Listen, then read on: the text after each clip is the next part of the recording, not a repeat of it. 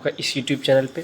तो बाबू लोग, इस वीडियो में जो हम लोग देखेंगे वो क्लास 12वीं का इतिहास हम लोग देखेंगे। जो इस सप्ताह होने वाला टेस्ट है उससे रिलेटेड वीडियो होगा। वीकली टेस्ट जो प्रोजेक्ट रेल के तहत आप लोगों का जो वीकली टेस्ट लिया जा रहा है उससे रिलेटेड वीडियो होगा, और ये फाइनल के लिए भी ये वीडियो होने वाला है। तो आप वीडियो को लास्ट तक देखिएगा। चैनल के ऊपर आप नए होंगे तो चैनल को सब्सक्राइब भी कर लीजिएगा और दोस्तों के पास ज़्यादा से ज़्यादा शेयर भी कर दीजिएगा।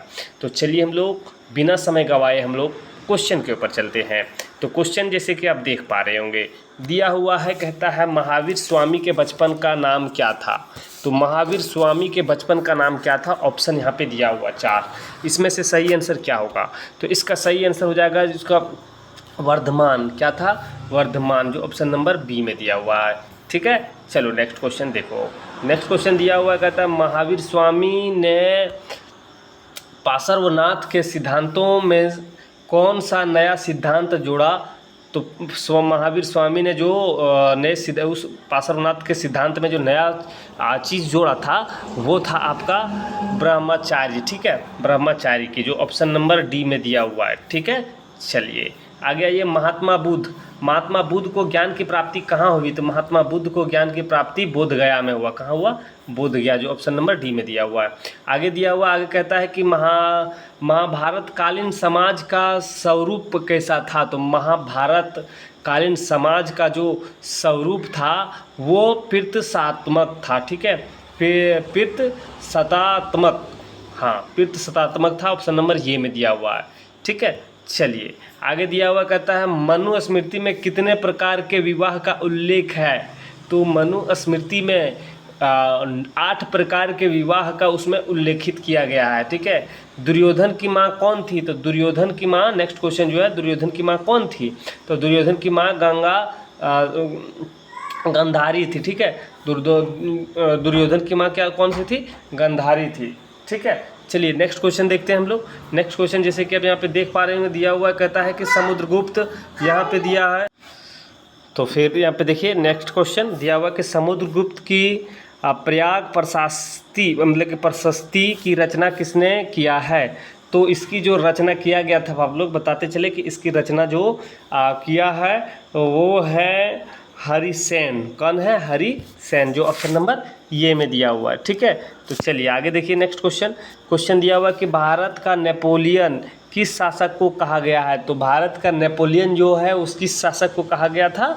तो उस शासक का नाम था समुद्रगुप्त। ठीक है, जो ऑप्शन नंबर डी में दिया, सी में दिया हुआ। ठीक है, आगे देखिए, आगे दिया हुआ सिंधु घाटी सभ्यता के निवासियों को सोना कहाँ से प्राप्त होता था। तो सिंधु घाटी के निवासियों को जो सोना प्राप्त होता था, ठीक है, क्या होता था, वो कर्नाटक से प्राप्त होता था। कहाँ से, कर्नाटक, ऑप्शन दिया हुआ है ना।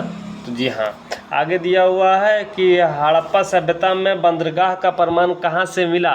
तो हड़प्पा सभ्यता में बंदरगाह का जो प्रमाण मिला था बाबू लोग, ठीक है, हड़प्पा सभ्यता में बंदरगाह का प्रमाण जो मिला था, ऑप्शन यहाँ पे देखिए 4 दिया हुआ है। तो इसका सही आंसर लोथल में कहाँ हुआ था, लोथल में हुआ था, जो ऑप्शन नंबर ये में दिया हुआ है। ठीक है, वहाँ से प्रमाण प्राप्त हुआ था। आगे प्रश्न दिया हुआ, हड़प्पा सभ्यता का किन देशों के साथ व्यापारिक संबंध नहीं था।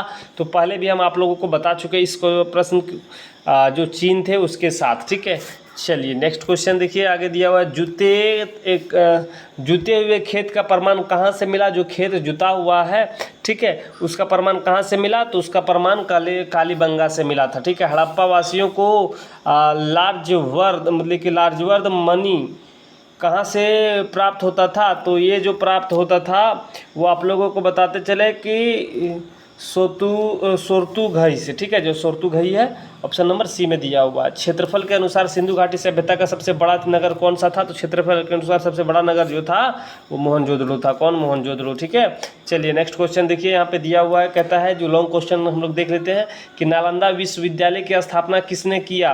तो नालंदा विश्वविद्यालय की स्थापना जो है गुप्त शासक कुमार गुप्त ने किया। ठीक है, चलिए आगे देखिए, आगे दिया हुआ कहता है कुल तथा जाति का क्या अर्थ है। तो संस्कृत ग्रंथों में कुल शब्द का प्रयोग परिवार के लिए और जाति शब्द का प्रयोग बंधुओं के बड़े समूह के लिए होता था।